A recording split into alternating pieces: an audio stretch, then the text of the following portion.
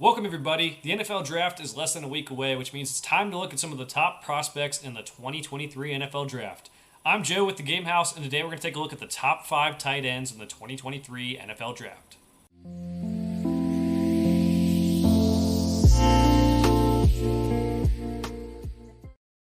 The tight ends are up in our position ranking videos. As a reminder, we're just going over the top 5. If you want to see a full list of tight end rankings, go to thegamehouse.com. Next week, they will be up there along with the big board and more mock drafts covering the 2023 NFL Draft. With that said, let's get into the top 5 tight ends here. Let's start it off with number 5. We have Tucker Kraft, the tight end out of South Dakota State. He helped them win an FCS championship last season, and he went to the same school as Philadelphia Eagle Dallas Goedert at tight end as well. So the first thing here, good size, 6'5", 254 pounds. That's a pretty good frame to start your NFL career. There's a lot of tight ends who might come in shorter, who might come in, not as thick, but that's a good start for him in his NFL career. Great hands. I think he hauls passes in out of frame. He makes the easy catches. He's able to make acrobatic catches. He's a red zone threat because of his ability to catch the football. His athleticism is pretty solid as well. Good acceleration. Decent top-end speed. With the size and speed combined, it makes him a tough matchup for the linebackers and some safeties, too. He also has a solid jumping ability, again, making him a tough red zone threat at the next level. The weakness is he has the athleticism to be a good route runner, but he could pay more attention to detail. He needs to get in and out of his breaks quicker. He can round off his breaks. This is a common theme with some of the guys in this class, even a wide receiver. But something he needs to be more detailed. He can definitely improve as a route runner given the skill set he has. He gets decent effort as a blocker, but he does struggle to sustain blocks. He needs to keep on adding to that frame. It's a good starting point for the NFL, but he just needs to keep on adding strain to help sustain those blocks. Keeping his hands inside will also be key. You get his hands too far outside, you let the defender get into you, and then it's kind of over for you. That sometimes happens to him. He didn't get to play the best competition at FCS level. He did win the FCS championship with the Jackrabbits, but you just didn't get to see him play top-level talent on a consistent basis. That's something a lot of people will kind of mention. I think it's something you kind of have to take the games he did play against FBS team and to kind of look at that more, I guess, thoroughly. But I like Tucker Kraft. Tight end number 5 for me. I think if a third-round grade on him, I think he might go third round. Could be a good value pick here. There's a lot of guys at the top of this draft, which we're going to get to starting even at number 4, that'll go maybe first, second round. That go pretty early. But if you need a tight end in the middle rounds, Tucker Kraft would be a good one to have. So let's go to Dalton Kincaid. He is higher on other people's boards than mine, and we're going to get into why here. I think he's one of the better athletes in the position for the class. He's got good acceleration and speed. He can run after the catch. Played high school basketball. Kind of shows up because he can high point catches over the defenders. He's able to run routes very well, too. He creates separation. That way, gets in and out of the breaks quickly, runs a lot of different types of routes. And as mentioned, he's a threat after the catch. I mean, he uses that athleticism and he uses his vision in the open field to pick up maximum yardage on plays. He runs through arm tackles. The size and speed combination is really good. He will need to add more strength to his game. He is listed at 242 pounds. He may come in lighter than that. I check his combine again here. But it limits his game. He needs to get to the weight room to hold up in the NFL in terms of contested catches, in terms of being physical with his route running, and with blocking, which is probably his biggest weakness here. His run blocking is not good at all. He does not currently have the skill set to be an inline tight end. If you're drafting Dalton Kincaid, you're planning on him being kind of split out wide in the slot, not on the line. So adding strength is going to help, but he also needs to keep his technique pretty good, keep those inside hands, and that'll help him sustain those blocks at the next level. He could also struggle at pass pro, too, if you keep him on the line. That's not something tight ends are often asked to do, but, there's a lot of plays where you send 3 receivers out and keep your tight end in, and he would maybe not be a guy who's best at that.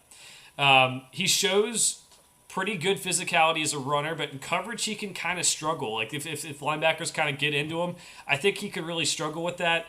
Adding strength is going to help him in this regard as well. So that's something he really needs to work on at the next level. He also had a back injury. He's fully cleared now, but just something teams will want to look into if they've met with him and want to pick him. So I have a second round grade on him. Now there's guys like Daniel Jeremiah who've had him, I think, as high as 11 in their big boards. I'm lower on him. I think it's hard for a non-blocking tight end who's kind of small to really build up that value.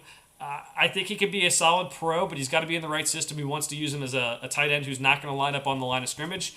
Second round pick, I think you get good value there. If you take him where like DJ has, who I respect DJ a lot, I don't think you're going to get that value out of him. I'm sorry. So he's number 4. Number 3 for me, Luke Musgrave.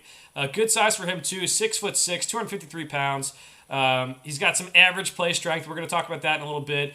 But he's still figuring out how to use that strength to his advantage. He has okay length as well, giving him a decent catch radius. Especially for his size, he's a good athlete. So he's been clocked running over 20 miles per hour at the Senior Bowl with his pads on. 4.6 second 40-yard dash. Also shows up on tape. Good straight line speed, but he also changes direction well and has loose hips. He's one of the better route runners in this class for a tight end. He can change direction quickly. He's able to get in and out of his breaks. And he just, really, the fluid hips, I think, help him with that. He can get open against man. He can find the soft spot against zone. He's a quarterback-friendly target. Given his solid size, Musgrave should be a better run blocker. Didn't really see the effort at times. He needs to just keep with his technique, keep on adding strength, and he can definitely develop into a better blocker. Probably even so, more so than Kincaid, just given his size. So we'll see how that pans out for Musgrave at the next level. So figuring out his strength will also be good for his receiving because he needs to have more physical ability to run routes. Like, I think he can get bothered by some contested catch situations and even some press coverage. He just needs to clear more space and be able to use his strength better. He doesn't have the most production or starting experience. So there was a lot of time. The COVID season happened. That really definitely played a part in it. He also hasn't had the best tight ends. He hasn't had the best quarterbacks at Oregon State, and they haven't had the most, I guess, healthy passing attack.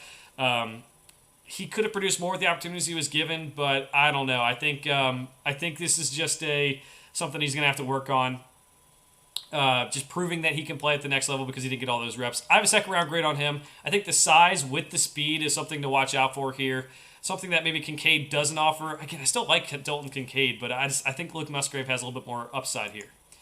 All right, now over to the alien. Darnell Washington is tight end number 2 for me. He is seen as the alien because he is so big, but also has some nice athleticism. So let's get into it here. 6'7", 270 pounds.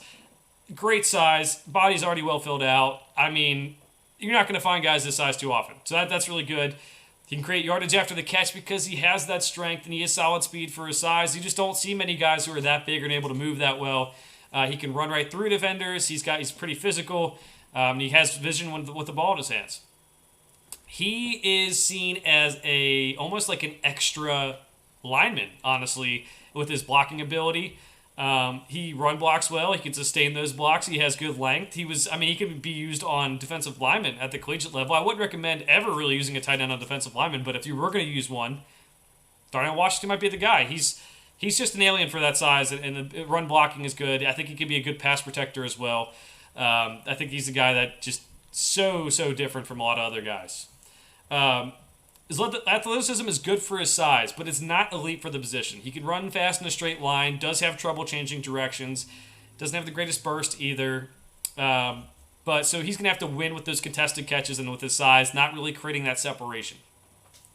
As mentioned, he doesn't run great routes.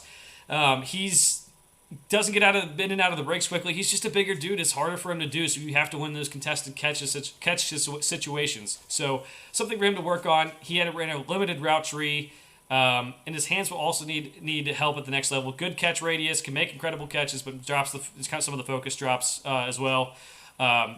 Something to note here, he was the second tight end on Georgia, so he didn't have the greatest production, but he was behind Brock Bowers, who's going to be picked pretty highly in next year's class. So I don't hold that against him. I think if you're looking for a guy who can block, a guy who can catch, and maybe not be the most elite route runner, but catch the ball and maybe get some yards after the catch, Darnell Washington is a good pick at the end of the first round. My number 1 tight end, Michael Mayer from Notre Dame, a very, very productive tight end at the college level. They used him a lot. He was a really good mismatch for Notre Dame. He can create separation. He understands defenses. He knows where to find the soft spot in the zone. He's a very quarterback-friendly tight end. It's kind of maybe like Jason Witten in that regard.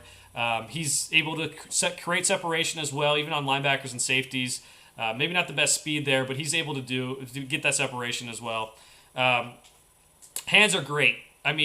Catches things on target, catches things off target, can jump and win 50-50 balls. good red zone target. Notre Dame, a lot of times, honestly, forced the ball into him, and he still came down with it. And that's just really encouraging. Really good impact in the run as a run blocker. He easily handles linebackers and safeties. I don't know if he'd be as good as Washington blocking defensive linemen, but he can hold up decently well. He can make some good blocks, and I think he could be a good pass protection guy as well if you need to keep him in for more protection.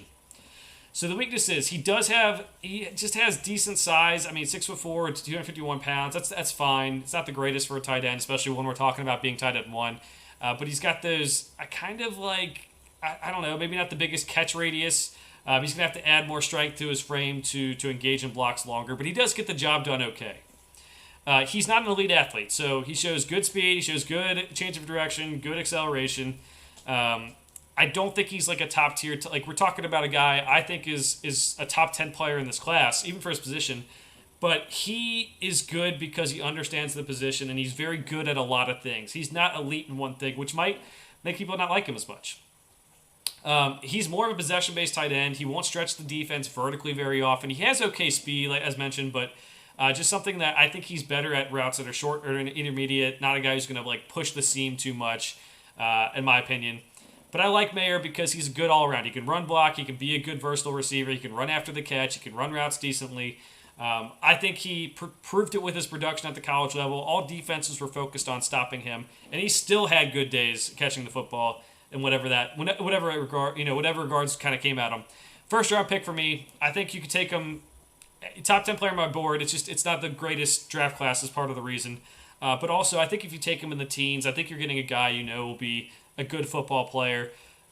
He's been compared to Baby Gronk. Every tight end seems to be compared to Baby Gronk, but he could be that because I don't think Gronk was the elite athlete in terms of like being able to have the speed and the acceleration but you know what Gronk did? Gronk blocked. Gronk gave a quarterback-friendly target. He was able to win jump balls. I think Michael Mayer could be a very good, similar tight end to Gronk, even if it's like not the same exact player.